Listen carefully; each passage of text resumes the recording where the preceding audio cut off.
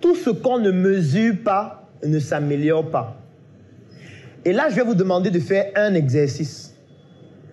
Durant toute cette semaine, aujourd'hui nous sommes mardi, c'est-à-dire vous allez terminer cet exercice dimanche. Durant toute cette semaine, vous allez télécharger l'application Google Sheet dont je parlais tout à l'heure. Dans cette application, qui est un peu comme Microsoft Excel, mais créée par Google et qui est sur le cloud, vous allez créer 2 tableaux. Un tableau dans lequel vous allez mentionner vos entrées et un tableau dans lequel vous allez mentionner vos sorties.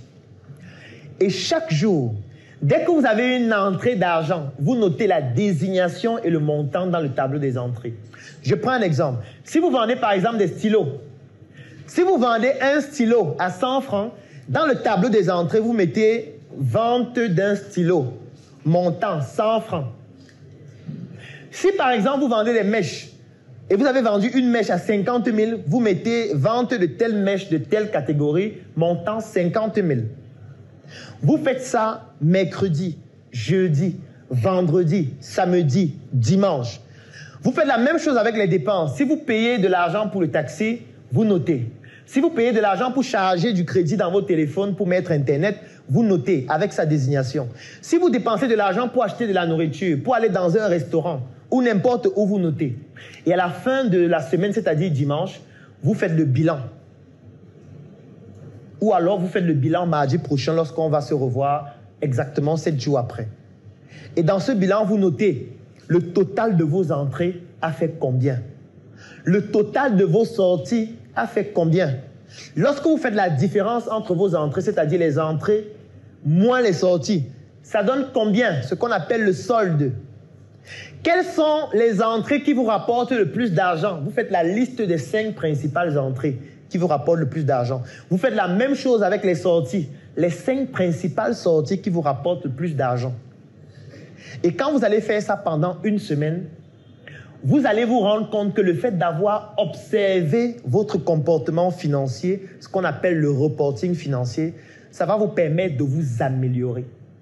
Parce que vous allez vous rendre compte qu'il y a parfois des petites dépenses que vous faites chaque jour, mais lorsqu'on évalue sur une semaine, ça représente beaucoup d'argent. Lorsqu'on évalue sur un mois, ça représente beaucoup d'argent. Lorsqu'on évalue sur 6 mois, 1 an, ça représente beaucoup d'argent. Et vous pouvez donc modifier votre comportement par rapport à ça. Je vais vous prendre un exemple. La dernière fois où je faisais la formation, 1 mois pour devenir mon propre patron dans la ville de Douala, il y avait un participant à cette formation qui a fait cet exercice par rapport à la moto qu'il prenait chaque jour. Et lorsqu'on a évalué, on s'est rendu compte que par mois, il dépensait pratiquement 70 000 francs pour la moto. Ça veut dire la moto qu'il prend chaque jour pour se déplacer à Douala. En 1 mois, ça faisait près de 70 000. Ça veut dire qu'en 10 mois, ça fait près de 700 000. Ça veut dire qu'en 1 an, on a plus de 800 000 rien que pour la moto. Mais attends, si en 1 an, tu dépenses plus de 800 000 pour la moto, il faut que tu apprennes à conduire la moto. Il faut que tu achètes ta moto. Parce que si tu achètes ta moto et tu te déplaces avec ta moto toi-même, tu vas dépenser moins sur 1 an. Et tu peux même aller plus loin. Parfois, en rentrant, tu peux porter 1-2 personnes. Bien sûr. Tu peux faire que de temps en temps, en rentrant, tu portes 1-2 personnes pour que ça annule même la charge de la moto. Parce que je prends un exemple simple. Supposons que tu as ta propre moto, qui est pour ton besoin personnel. Tu vas au travail avec. Et puis en rentrant, tu vois les gens dans les embouteillages à Douala. On connaît comment c'est. Dans tous les carrefours, à partir de 17h, 18h, 19h, parfois 20h, il y a les embouteillages. Donc tu peux venir prendre une personne qui va dans ton quartier. Tu lui dis que okay, tu me donnes 500, je t'amène au quartier. Attends, si tu prends 500 chaque jour, en 10 jours, ça fait 5 000. En 20 jours, ça fait 10 000. En 30 jours, ça fait 15 000. 15 000, ça peut supporter tous les frais du carburant. Hein. Oui. Et même plus. Si on met ça sur 1 an, ça veut dire que tu as amorti déjà toutes les charges incompressibles de la moto en comparaison avec la fois où tu prenais la moto. Qu'est-ce qui est plus avantageux? En fait, c'est le fait d'avoir ta propre moto. Encore qu'en ayant ta propre moto, c'est plus sécurisé. Puisque c'est toi qui conduis. Tu peux mettre toi-même ton casque. Tu peux rouler doucement. Mais comment est-ce qu'on réussit à faire ça? Lorsqu'on observe, lorsqu'on mesure. Parce que tout ce qui ne se mesure pas ne s'améliore pas. Donc, il faut observer, il faut mesurer, et ce sont ces deux éléments qui vous permettent de vous améliorer. Vous allez vous rendre compte que vous notez, je me fais coiffer, je m'en vais chez la coiffeuse peut-être une fois par semaine. Vous notez, vous notez.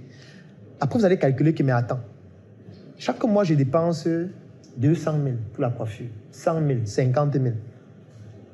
Est-ce que je ne peux pas trouver une solution pour dépenser moins?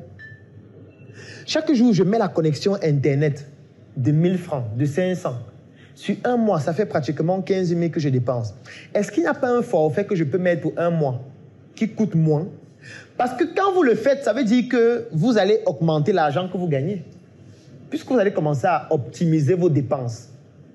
Si vous faites le calcul, vous vous rendez compte que les entrées que vous générez le plus proviennent des stylos que vous vendez. Vous pouvez vous dire, waouh, comment faire pour vendre plus de stylos? Puisque c'est ça qui me rapporte le plus d'argent. Est-ce que je ne peux pas prospecter d'autres personnes? Quelles sont les personnes même qui achètent le plus mon stylo? Comment faire pour trouver cette même catégorie de personnes dans un autre environnement? Pour leur proposer aussi mes stylos.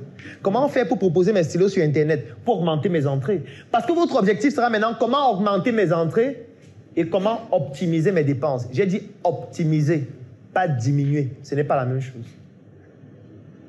Optimiser est différent de diminuer. Parce que diminuer veut dire que si je dépensais par exemple 5 000 pour le taxi, 5 000 pour la nourriture, etc. Diminuer veut dire que je diminue le budget, par exemple du taxi. Ou alors je décide de ne plus prendre le taxi, d'aller à pied. Alors que optimiser peut vouloir dire que je trouve un taximan qui va toujours me transporter, mais chez qui je vais peut-être payer à l'avance un mois pour qu'il réduise ce que je payais chaque jour. C'est ça, optimiser, qui est différent de diminuer. Alors, ça c'est la 5e chose. La 6e chose, c'est accepter de se tromper. La mission est simple. Voici une arme capable de changer le mindset du continent africain. Détruire l'obésité de l'inconsistance intellectuelle dans laquelle se cache le coffret VIP. Il possède une arme contenant 200 heures de formation et 8 ans d'expérience entrepreneuriale. Recevez le pouvoir de devenir une meilleure version de vous-même. Armez-vous de cette clé pour une réussite entrepreneuriale.